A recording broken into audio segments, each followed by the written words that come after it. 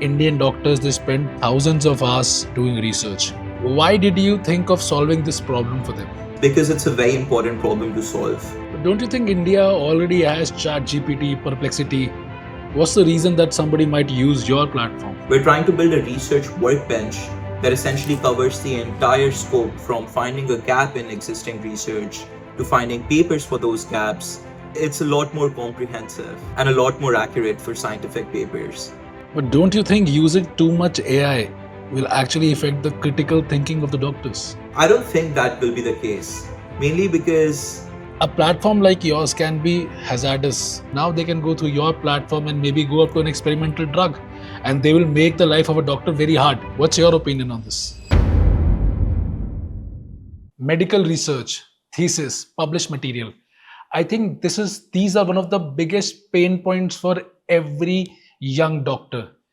Thousands of pages to go to, how to keep yourself updated, and no correct place to go to. Today I found the answer for all of these problems. We have a very special guest, a founder of a startup which is a Y Combinator backed AI research platform called AnswerThis, with 100,000 users span world, a San Francisco based company, and the founder of the company is today's guest. Ayush Garg has worked tirelessly to make research simple. If you go through his platform, Answer This, you will understand what I am saying. 200 million papers. Yes, my friends, 200 million papers all together in a single, very easy place.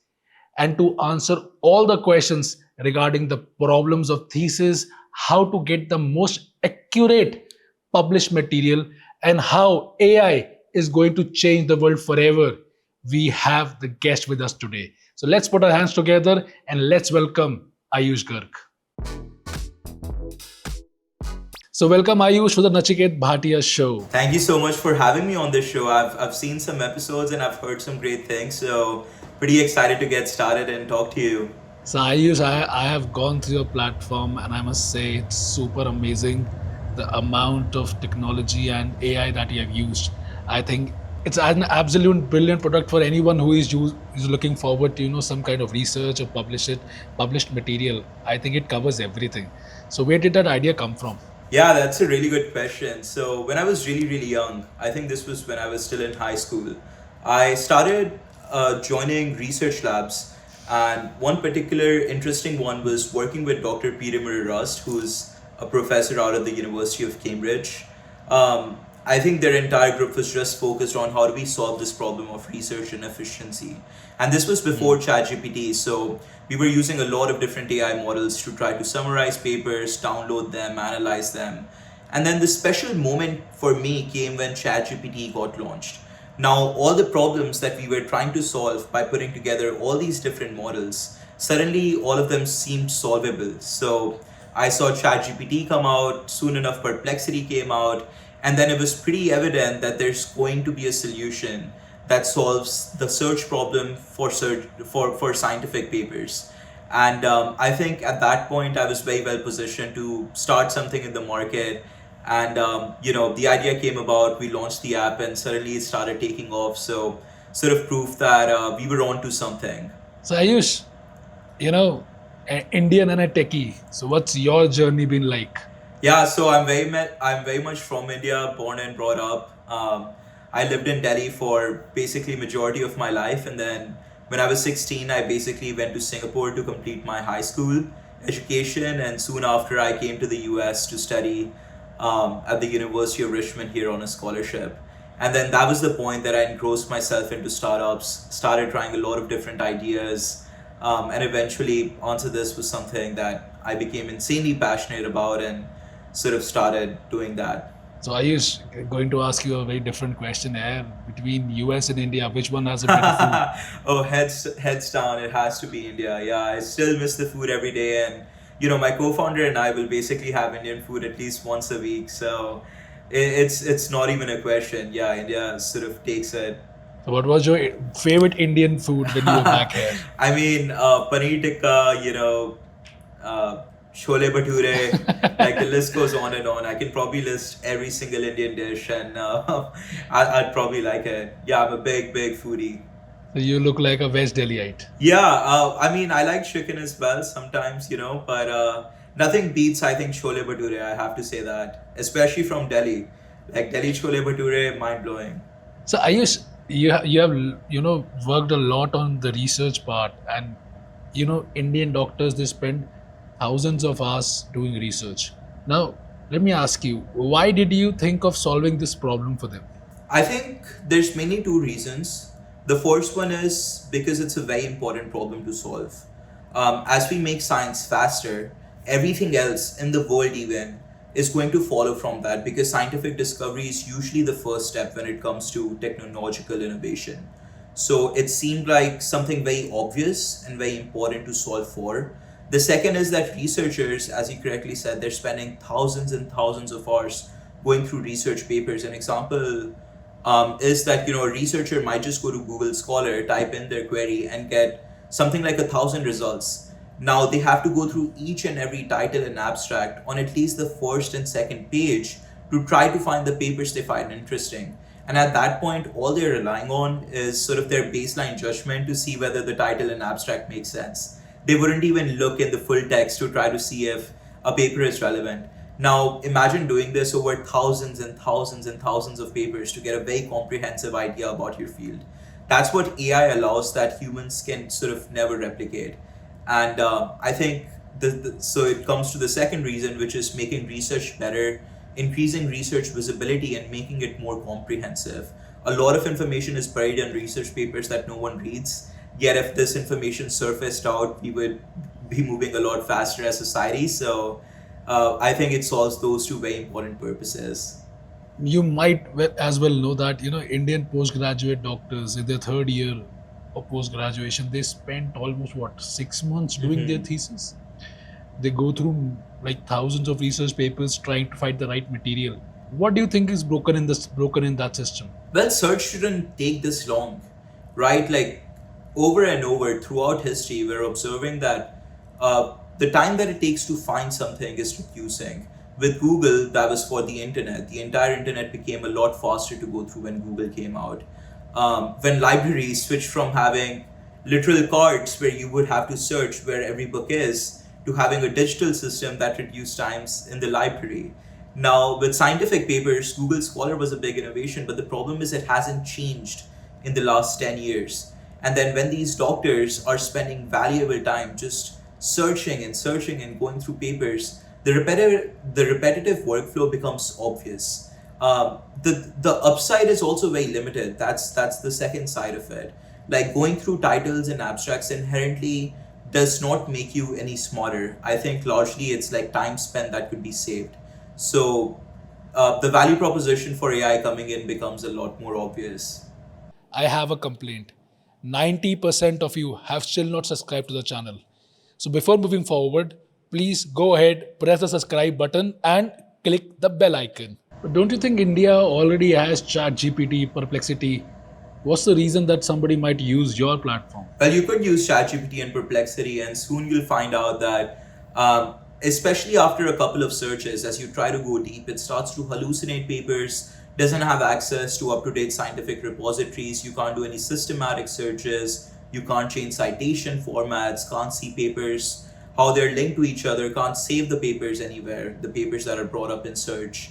So we're not trying to just build a question answering platform. We're trying to build a research workbench that essentially covers the entire scope, from finding a gap in existing research to finding papers for those gaps, actually doing a literature review around those papers, and then sort of publishing the final result.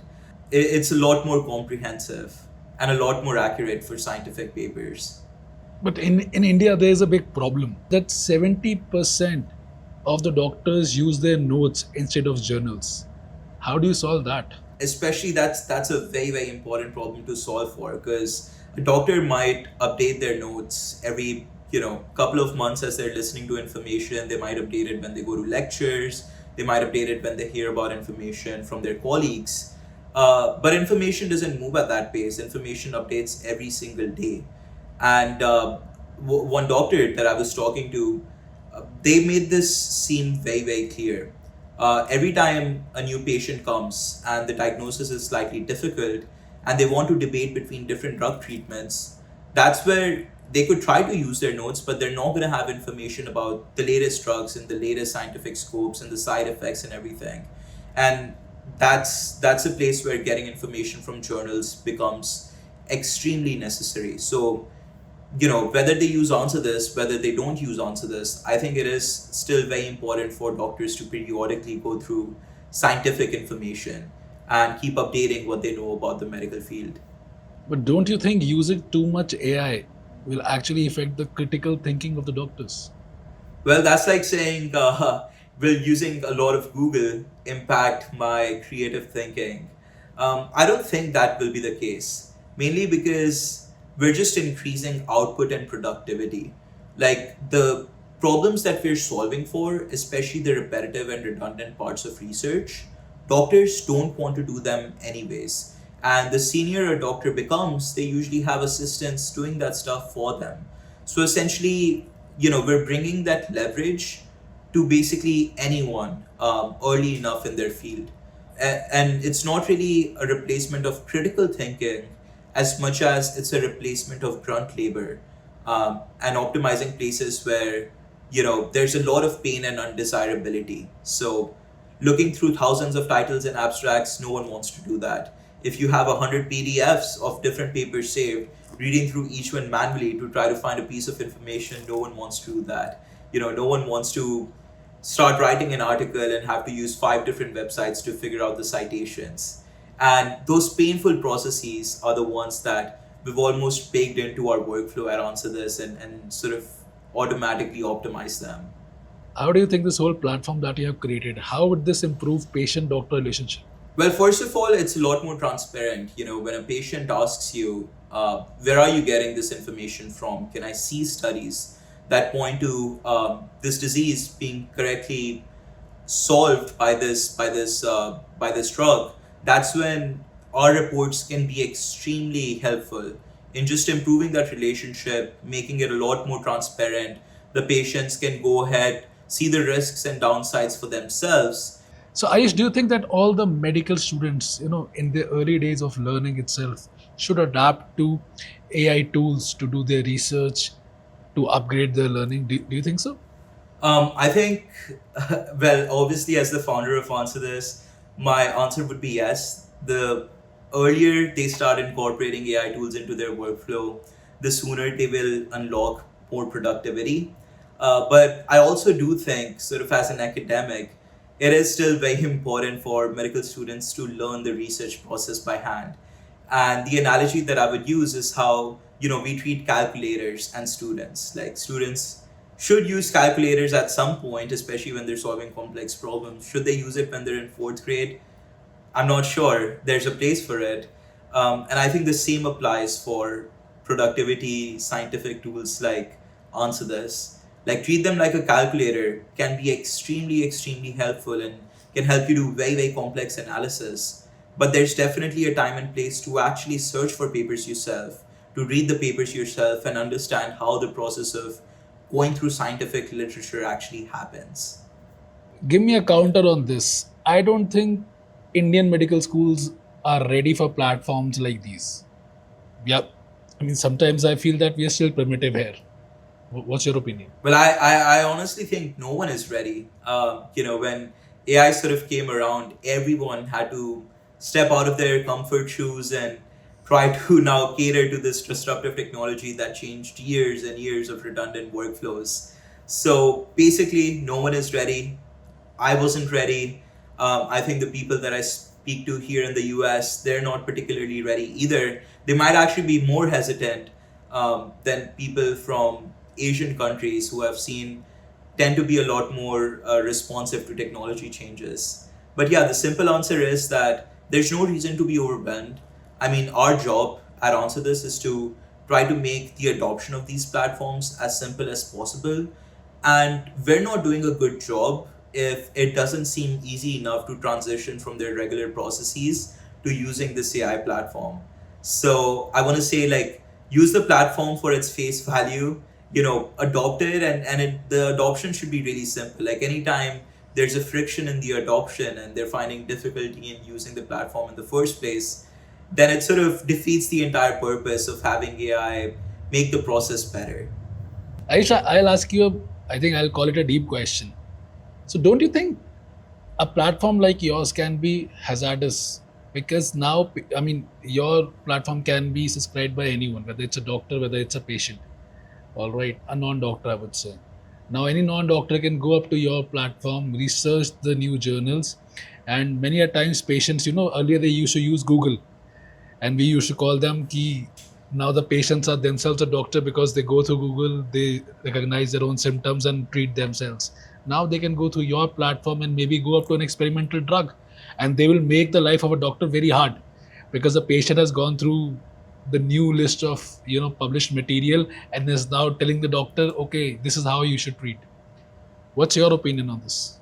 Yeah, I think that's a very, very valid question. And to be honest, we're trying to solve for that, but majorly our marketing right now is targeted purely towards extremely scientific professionals. So that reduces the risk of at least answer this being used by commoners for answering questions like these. I mean, if a commoner does subscribe to answer this, they're usually very scientific in the first place. So I think they'll sort of try to stay away from self-diagnosis.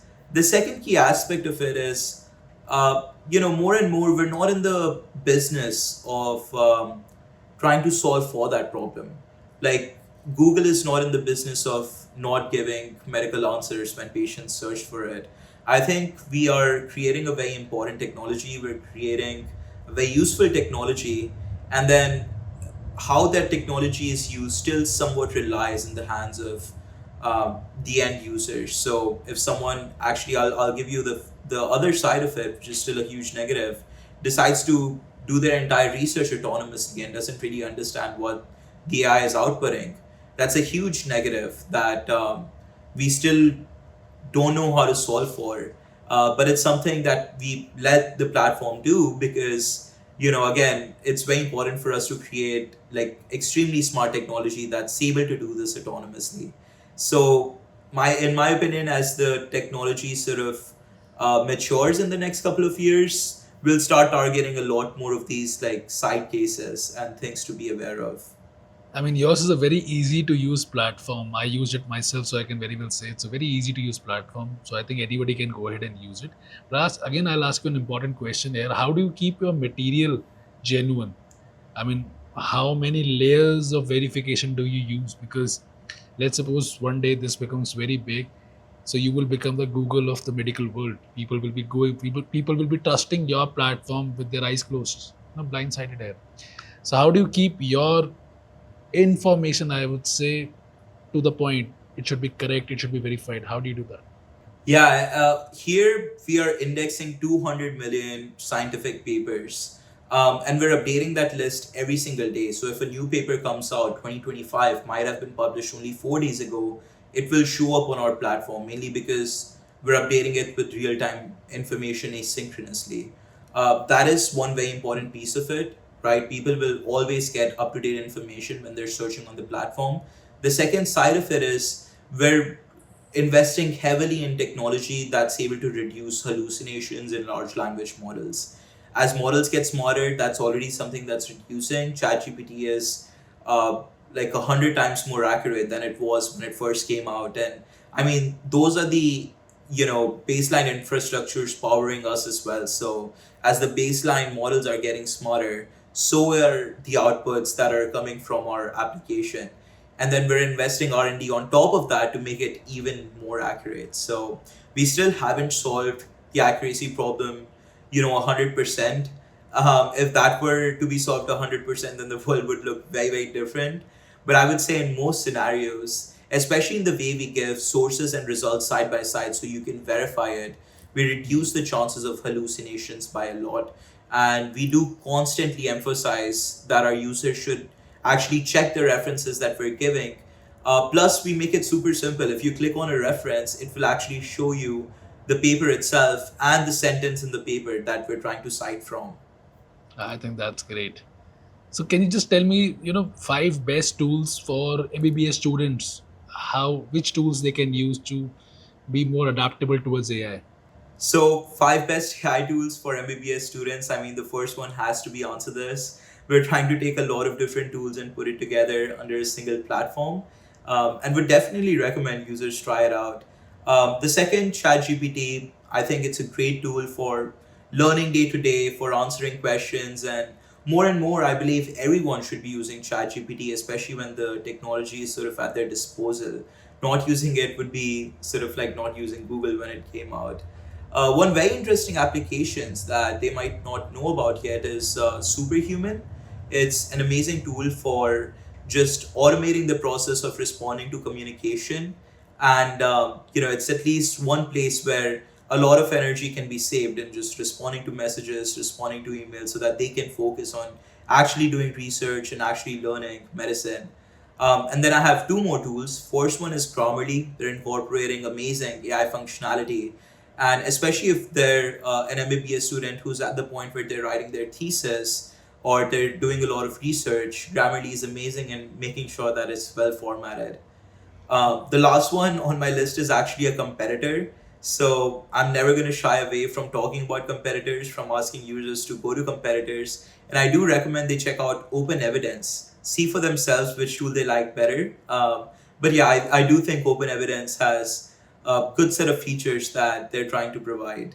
So now give us some closing advice. How should an MBBS first year student, balance textbook and AI? In the first year, a lot more textbook than AI. Learn the basics really, really well. Build an amazing foundation.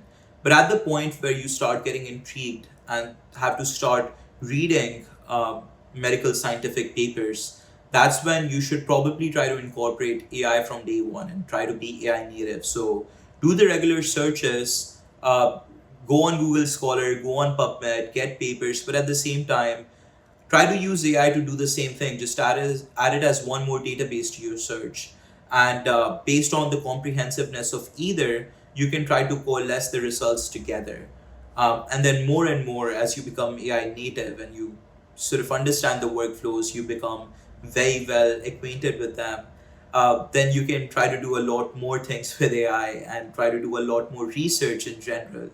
And sort of the hope is that as they're growing, the tool is growing as well. So it'll keep on catering to their advanced needs as time goes on. Saish, what was your journey with Y Combinator? How did you get into that part? Y Combinator has been honestly a dream of mine since I was very, very young. I honestly did not think that we would get in. Um, but the number one most important thing is they just thought what we were doing was first super cool and second super important. So we applied a couple months ago, we got an interview, and then lo and behold, we're part of Y Combinator right now, and it's been an amazing experience. I think definitely has matured my outlook as a founder. That's great, Ayush. It was great having a conversation with you. And I sincerely hope your company should help as much, medicos, PhD people, as much as possible, because you have built up a great product, very easy to use, and that's the best part I liked. All right. And again, 200 billion papers. I think that's not a joke. So more power to you. Make it a great product and change the world. Thank you so much. Really appreciate you having me on the show, and best of luck for this and the future podcasts. Absolutely. Love talking to you, my friend. Have a great career ahead.